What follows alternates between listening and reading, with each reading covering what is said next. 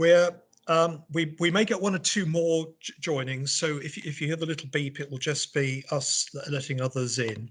Thank you very much, everybody, for coming back for this session now.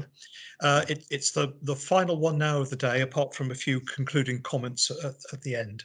And I want to introduce two colleagues here. One is Richard Woodland, who's Director of Inclusion at West Country Schools Trust. And one is Jay Dorman, who's Youth and Missing officer specialising in youth and missing in the Cornwall part of Devon Cornwall Police. The approach that we took in the last one was that we've got a few points of discussion that we will have between us. And if you can add comments to chat and get questions ready, we probably have the right number of people that we can actually do hands up for this, but do put any comments in the chat as well as we go through. The focus of it is, as we said, the unintended consequences of behaviour management systems, but we can't. The elephant in the room here is exclusions, and I just want to show you a little bit of data which relates to that, because I think it's going to be important. Firstly, if we start with a few definitions, can you all see that slide? Yeah, that's good. These are some reasonable definitions for about what we mean by exclusion, some of the terminology: internal, fixed period, and permanent exclusions, and then off-rolling, which is a different sort of beast.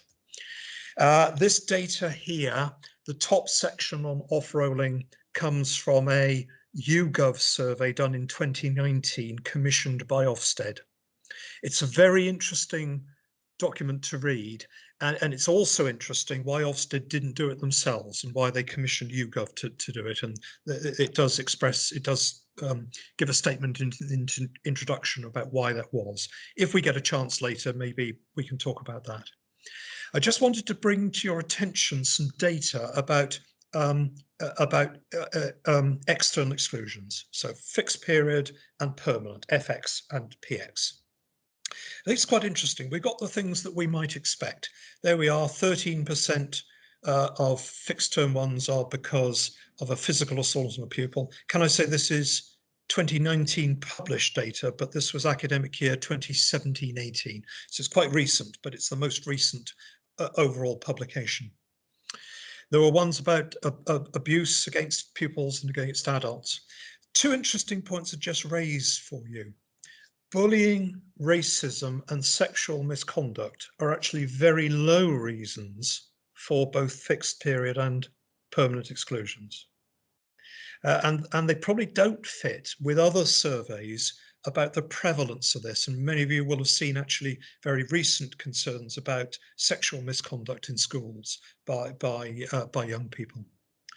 The reason in particular that I raise it is this last figure, though, of permanent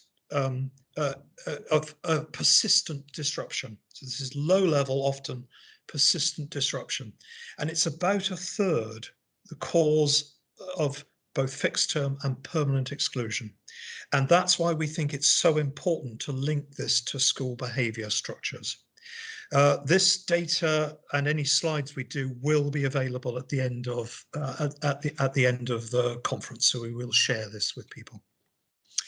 Now, that's a bit of a context for this, and what we want to do is, for the first half of this, I've got some questions that I want to pose to Richard and to Jay. But do capture your own questions. As I said before, put them on chat, jot them down, and we should have time. 20 of us in the meeting, we can do this hands up about halfway through. So you can also talk to Jay and to Richard. Richard, may I start with you? And I'm thinking particularly from your current position of working in a large multi-academy trust, but of course, previous to that, you've been a head teacher, a secondary head teacher. When is there a justifiable need for exclusion, would you feel? Okay, and I think there are on occasions a justifiable need if head teachers feel there is no alternative. But for me, that really comes around the question of whether the ongoing safety and emotional well-being of other students and other staff is being put at risk from the action or actions of that young person. And I'm sure we will return to the notion of the persistent disruptive behaviour, but I think that's why that data is so crucial in terms of this conversation. But clearly, there are occasions when children and young people do considerable harm to themselves, to others, to teaching staff, unfortunately. And I think on those occasions, until something is put in place to protect the other members of the learning community, then in the current UK system, there is a place for exclusion. It's interesting, isn't it, Richard? And we mentioned this in the previous one. One thing we found, didn't we, Jay, in this project was that concept we have of exclusion in this country simply doesn't exist in the 3 other partner countries of Sweden, Italy, and Spain.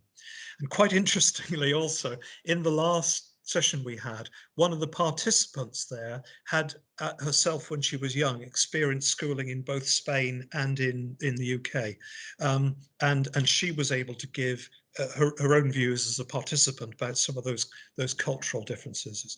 But it's clearly at the moment is a key part of our system. Jay, I wonder if I can start with you on this one, but Richard, do pick this up as well. In your professional experience, Jay, what have you come across that you think can be the impacts of exclusion from school?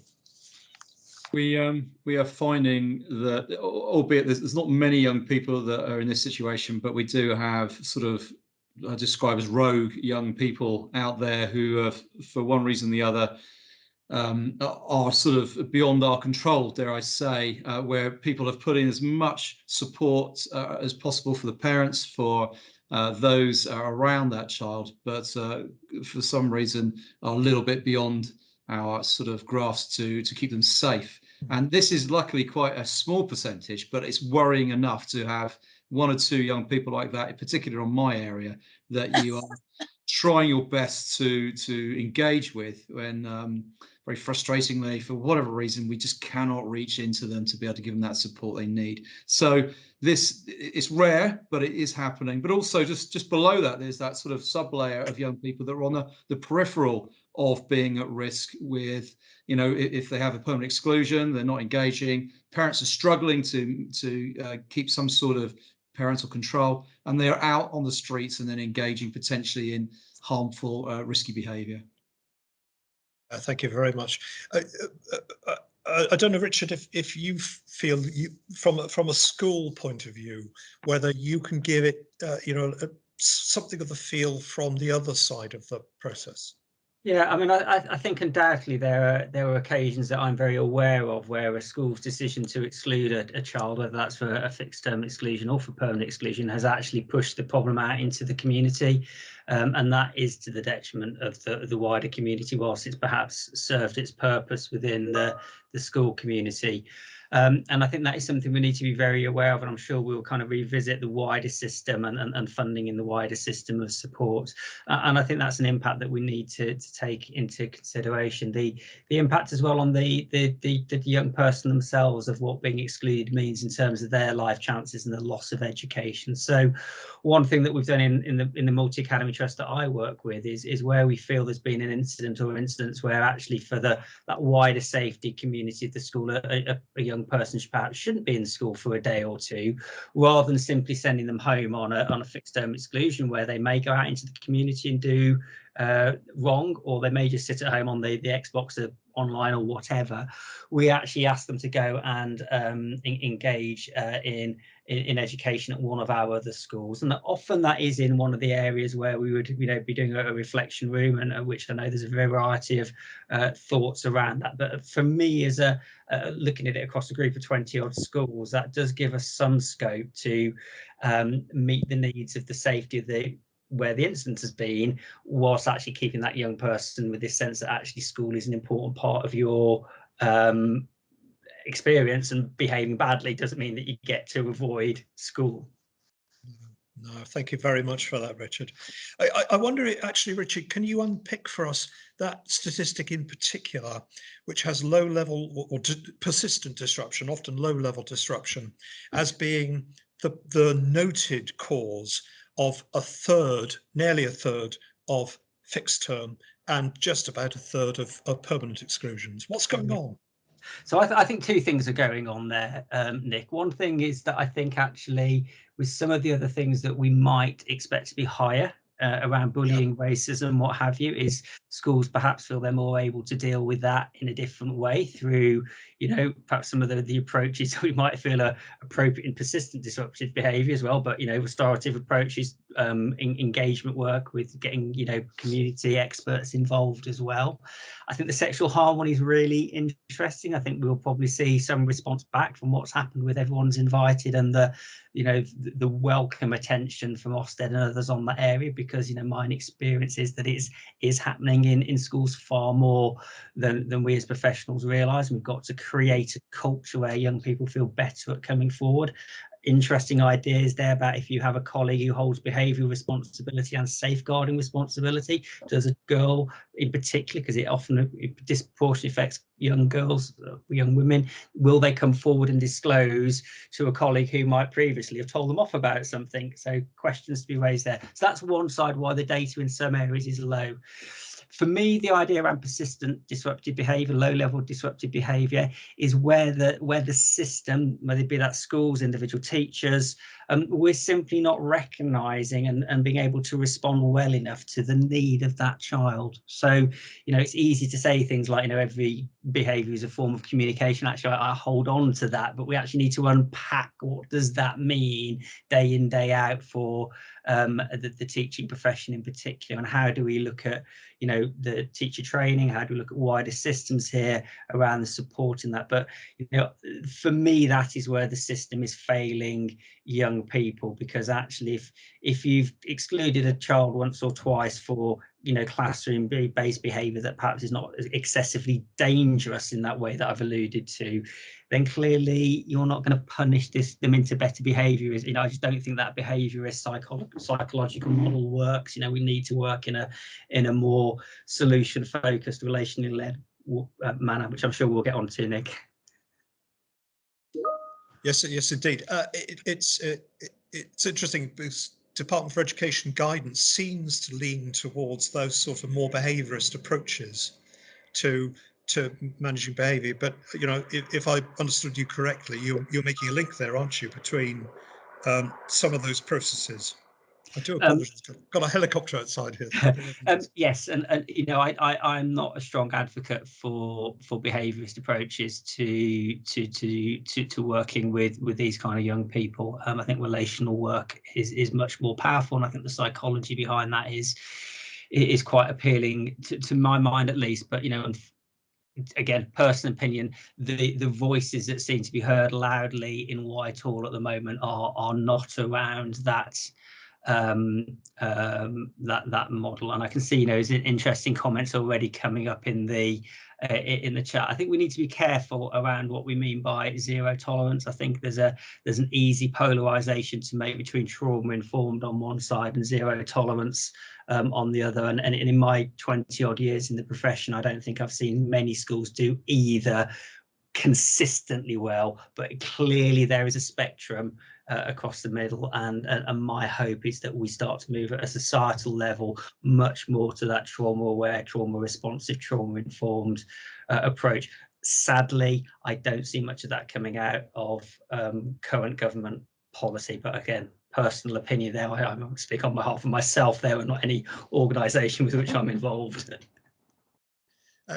We just to say to participants now, the previous scope at this point also raised the question of shame, and how shame can tend to be used and can tend to be part of the systems. Jay, in the police, we know there's been a big focus on training and developing attitudes about how as adults we can make a tricky situation better rather than making it worse. Could you tell us about that? Because I think there's probably some quite interesting things that we probably from an education side we need to hear about. I think, yeah, I'll take it back a little bit further. As when I started policing, there was a different type of officer that served in the force. And I think over the years, the police have recruited from many different backgrounds, from a lot of different ages, and with that brought a lot of great skills, some from an educational background. So I think we've naturally evolved about how we deal with young people out on the streets, the process in which we have to investigate and nurture them, and whilst we're still investigating them as well. So I'm aware that obviously the training packages have been very mindful of adopting this sort of youth first approach. They're children first, and albeit tied up in some criminal activity, often as a victim of being put in a situation where they have to commit the crime. So whilst the age of criminal responsibility is 10, I'm confident to say that over the years we have really done everything we can to try and prevent young people from being criminalised. The use of out-of-court disposals, where whilst being a police record is not a criminal conviction. And I remember young people being charged to court for a lot less some 10 years ago, whilst now we're able to deal with them in many different ways, which meets the needs of the victim, because it's the victim that we have to keep at the heart of this, whilst dealing with the offender. And if they're a youth offender, then dealing with their traumas and issues that put them there. So we're learning, we're still evolving, and this sort of partnership work we're doing with you and with the work we've done in Spain, Sweden and Italy is just opening our eyes more about how we can improve dealing with young people professionally, fairly and proportionately with them around, just remembering their children. Oh, thank you very much. Thank you for that, Jay. Richard, in schools and education, where do you think we are with the processes of adults, of teachers and other members of staff being able to de-escalate? So in a rather simplistic answer to that, Nick, is I just don't feel that those skills are given enough time and credence in our current teacher training frameworks. I still think, crudely, we have a model where there's very little input around this before teachers are told to go on and get on with it. And now, interestingly, that's where I think some recent work, I'm going to cite Tom Bennett's book, Running the Room, is excellent around this, even though there is a huge amount of his philosophy that I completely disagree with, as the government's behaviours are. But in that book, he's talking about the need to teach young people how to behave well, what your expectations are, what the small consequences may be for getting it wrong, which is where he aligns well with someone at the opposite side of the spectrum, Paul Dix, around similar things. So I think this middle way that I spoke about is there, but I just don't see evidence of it unless I've been looking in the wrong places in terms of the current teacher training frameworks. So I think, young teachers coming into the profession, new teachers coming into the profession, are very much left at the behest of who their mentors, who their support people are, as to kind of how they're told to support this. And there is something very appealing about the notion of pushing the problem onto someone else. So I understand why schools have centralized systems that seem to make it easier for staff to deal with that low-level disruption and allow the rest of the children who it's perceived want to learn, get on and learn. And in one sense, that does work for a certain proportion of children. The question one always needs to ask is, what is happening to that minority of children who are repeatedly finding themselves in internal isolation, the reflection of the terrible isolation booths that we've all seen pictures of in the British press, because it's meeting the needs of those people that we need to do there. And I'm sure there's great examples of people who've been trained well by their mentors. I just don't think the system puts as much into those relational approaches, the craft of the classroom around behaviour, as it does around curriculum and pedagogy. Yeah, indeed. Thank you very much. Maybe, Jay and Richard, just a quick comment on relational approaches. And I'm conscious that there's another workshop running now, and some of you who are in this one may have attended that one before. And Ellis, you're also with us, and you introduced as the first speaker today the work that you've done in related to peace education. But where are we with that sort of development of relational approaches in our both police and education systems? Yeah. So for us, I think that we, working with our partners like Youth Offending Service, when we're dealing with young people who are going through the criminal justice system, we have a lot of people looking at the case and coming in at different angles. It's very easy for us as police. You sort of, it's about law, it's about crime and punishment, right and wrong. And I think even myself, I need a nudge occasionally to remind myself it's not about that approach. And by working, for example, we have officers who submit what we call a 370 form that goes to a panel with multi-agency, who will then review the case and come up with an overall decision. And that keeps us balanced and constantly reviewing this, is this the right way to deal with this young person, and then looking at an engagement approach as well as dealing with the crime itself. So I think that's a sort of sliding scale we're sort of working on to try and keep that fair approach and reasonable approach to dealing with young people for that example. Yeah, thank you, Jay. Richard? I think for me, there is real strength in restorative approaches and relational approaches and trauma-informed approaches. Again, I think the problem is too often that school leadership teams and governing bodies pick up on the nuggets of ideas and don't do the research and the exploration, and then don't implement these ideas well, and therefore they fail, and therefore you have a self-perpetuating cycle that gets picked up.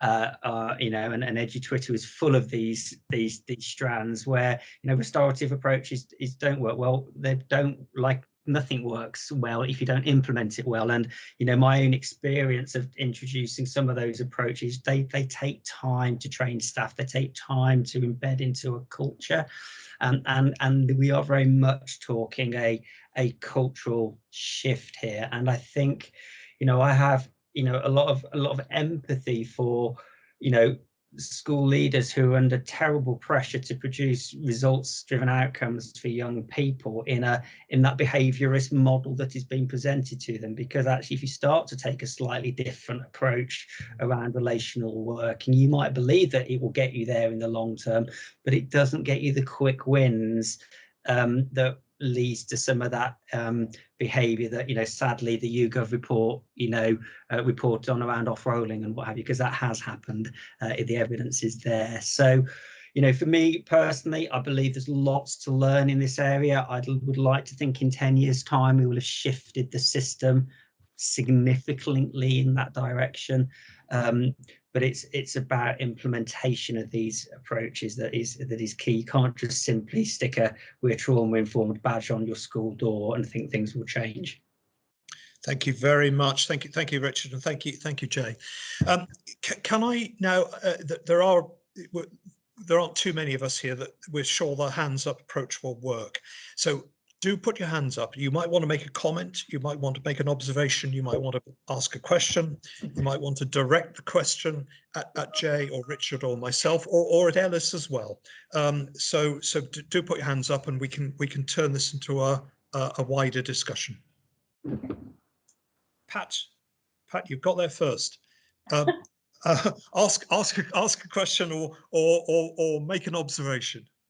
My question is, what happens in the other countries if they don't do exclusion?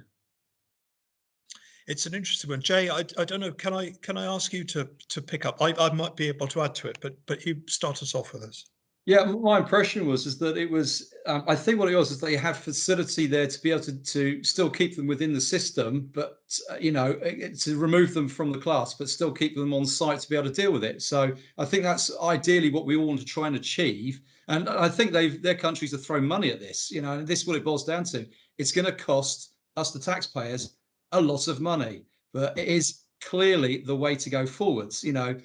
I can't say what I'd like to see my taxes are paid on because I'm currently on duty, but I would like to see it go towards something like that as opposed to other things. So, yeah, it's money. They've got it in the right direction. And also they've got enough professionals there which are on hand fairly quickly. So the panels meet regularly. We do quite well, but there is a bit of a gap.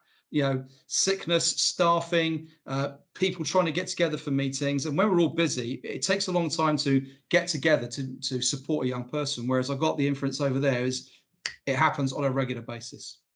I think as well, Pat, I think you're alluding to it there, Jay.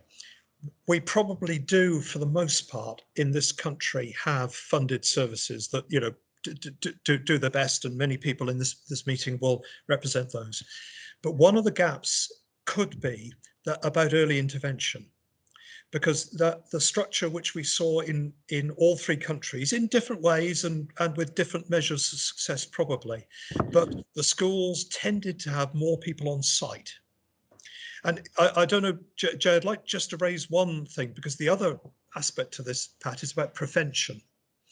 And this was unique to our colleagues in Sweden, but the school groups there tend to have an occupational therapist on site.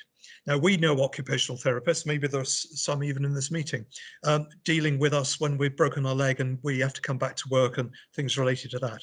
But no, in the Swedish model, the occupational therapists were asking many of the questions that we have been asking today. You know, how do we get children who've suffered trauma into a position where they feel safe and protected and can be, and any changes to school systems there have that occupational therapy view put in. We have occupational therapists, we don't use them in that way.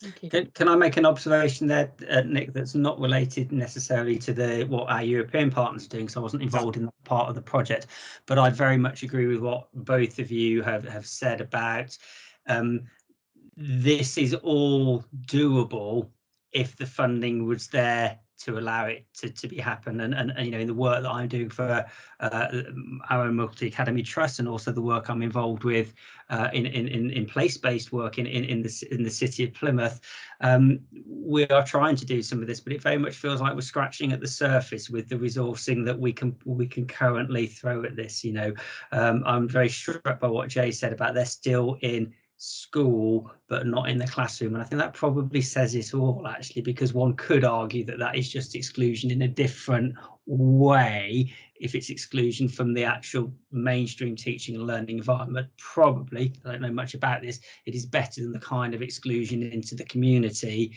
that the current UK system is driving towards. So yeah, for me, without straying into areas of politics I shouldn't be going into in this context, there are big issues here around the funding models and how we pull together as a system to provide this support. Okay, thank you. Thank you, Pat. If I may just pick up on the excluding into the community, that it's not too bad down here, but we have cases in the UK where young people have been targeted by gangs, as you may be aware, where if people are kept back for after school detention and they know that they're going to be walking out by themselves, then gang leaders or recruiters will hang around outside the schools who are likely to know that's their target audience. It's no better signal to have on a young person's head saying, come and choose me because I'm vulnerable, because and those sort of issues are not helpful, certainly not helpful for that young person, not helpful for us as a community and for the police. So I'd rather them somewhere safe and managed and looked after than out in the community. Yeah, really good points. Thank you very much. Thank you very much. Thank you, Pat. Do we have other questions or comments? It'd be really good to hear experience from people who are in this group. Lisa? Hello. Hello.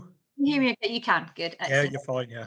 Yeah, it's really interesting. I mean, talking about experience, so I'm coming from a place where I'm currently, I've been an English teacher for 10 years in mainstream settings, and I'm now teaching and also a safeguarding lead at an alternative provision designed as an early help, short-term intervention to help children who are facing exclusion.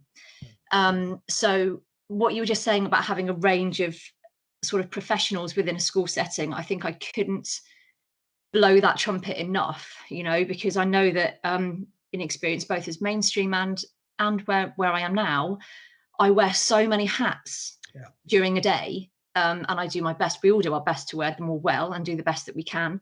But obviously you're fighting a bit of a losing battle with that, and I know full well there are times when I could have given more time and more energy and more effort to a young person who's been disruptive in my lesson.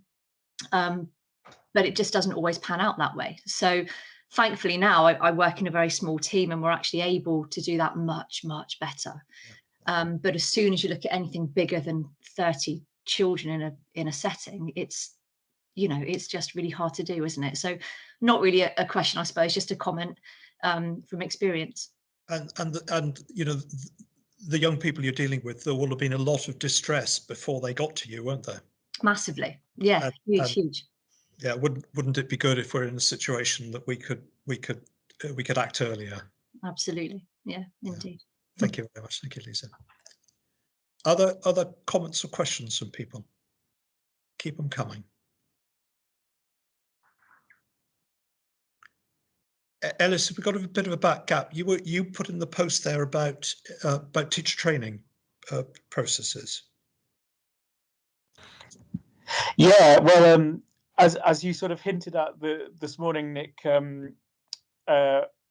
the Learning Institute and we may have a good collaboration on PGCE training in the pipeline where that's a component.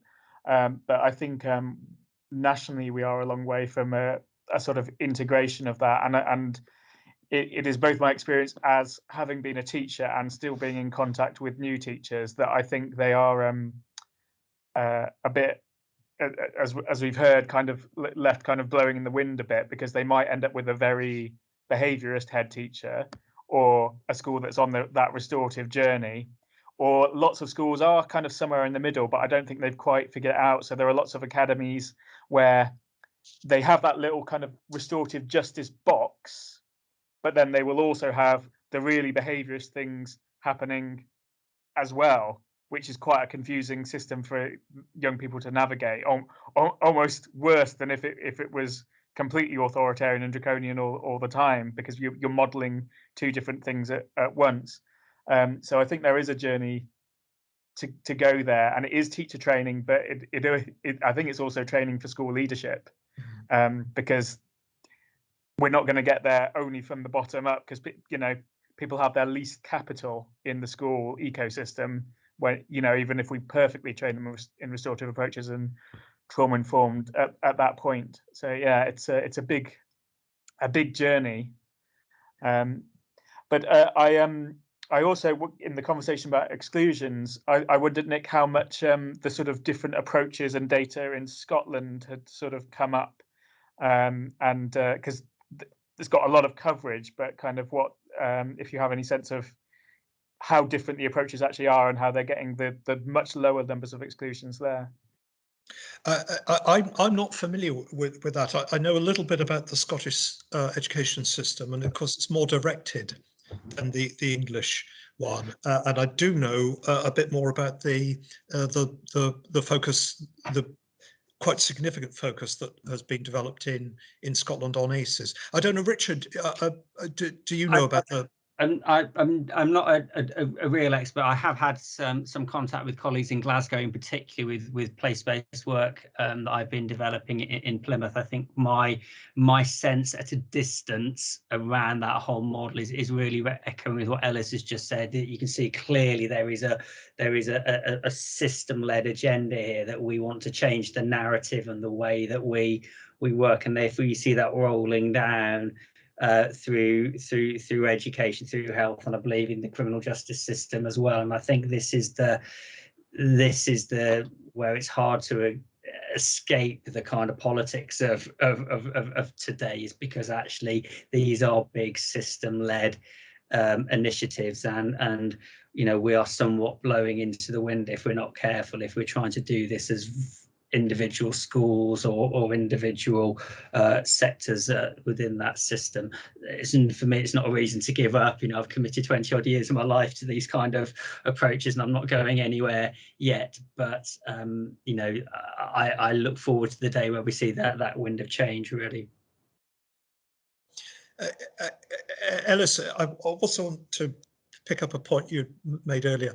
There was a piece of work done, I think about 20 years back, and it was focusing on some of the habits of new teachers about a year into their first job. And it was a bit depressing, really, depressing for people like me as a teacher trainer, because the efforts made in the process of training had less impact on the behaviours of those teachers than their recollection of their own teachers when they were at school.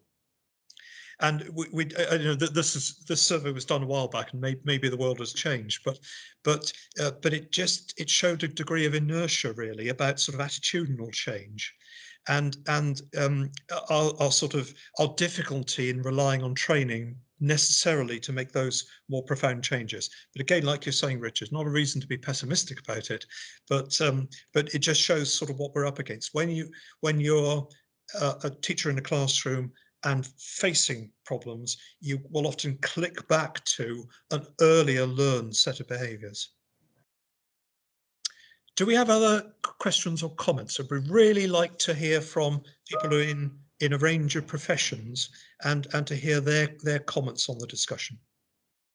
Could I just pick up on Lisa's Sure, comment in the chat about coaching, which, yeah, I think is coaching sounds like it's just an output, but I think it is a cultural thing as well. And I've seen it work really effectively in school. So it's like it's peer-to-peer coaching with teachers and teacher to student coaching and student to student coaching, but in all those kind of challenging scenarios. And it might be that the coaching takes a kind of restorative flavor while you're having a restorative conversation with someone who's facing a challenge to kind of say, okay, what has happened? What are you thinking about it? What are your feelings? What do you need? What are you going to do? Just to help them kind of navigate that journey. But I think, yeah, it's integrating that with the kind of sharp end restorative of like, oh no, we've had a conflict, we've had a relationship breakdown with just the everyday. And so yeah, I think that's a really good point. Thank you very much. So much of restorative practice is actually about prevention as well as dealing with those issues. Serena? Sorry, I'm talking to myself here, sorry. I work in inclusion, so I deal with a number of permanent exclusions, and I'm very sort of aware of the statutory guidance around permanent exclusions. And one of the areas that we often will talk about in the governor disciplinary here is about early intervention to address underlying causes of disruptive behaviour. And it's that early identification of what's behind that behaviour, and it's something that we do try to work with schools in a sort of early doors, but quite often we reach that point of the permanent exclusion and we will be told that there are very long waiting lists for services like educational psychology and so on. And I also wonder whether there's also a link to, you know, I trained as a teacher in 2013 and I wasn't really taught anything about behaviour being a communication of any underlying need or anything like that. That wasn't really mentioned. It was very much a behaviourist approach that I was taught. And I wonder whether all these things are interlinked. And I don't know if Richard's got any views about this early intervention, how that might be managed better within schools. Yeah, I mean, I think it's really that's so helpful on a number of fronts. I think you're right that the current teacher training models and those that have been in place for the last 5 10 years, going back, what I trained 20 odd years ago, we just hadn't got this narrative around trauma in the same way there. And what seemed very simple shifts to me to move from what is wrong with a child to what has happened to a child. I know I can walk into a room of teachers and it could look like I'm speaking a different language to them when I try and talk about that shift.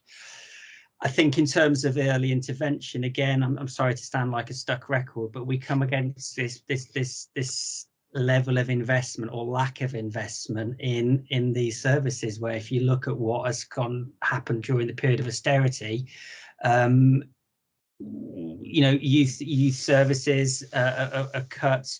Early help offers from children's services. What does that actually mean? With huge respect to hard-working social work colleagues who I've got a huge amount of respects for.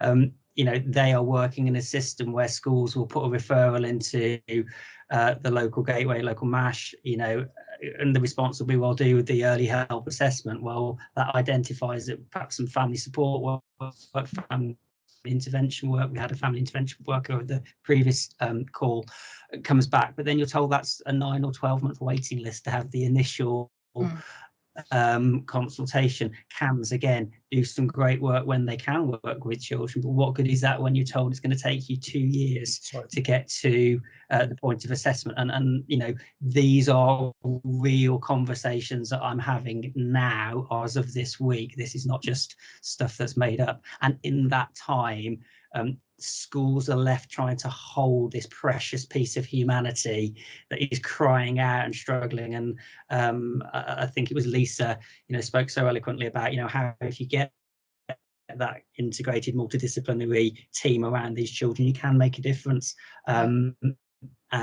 That just comes at a cost that even a sizable trust like the one I work with, we are really, you know, it's there on our roadmap for the future, but at the moment we're grappling with how do we make that work with the funding models that we're currently working to. So absolutely, lots to agree with you there, Serena. Yeah.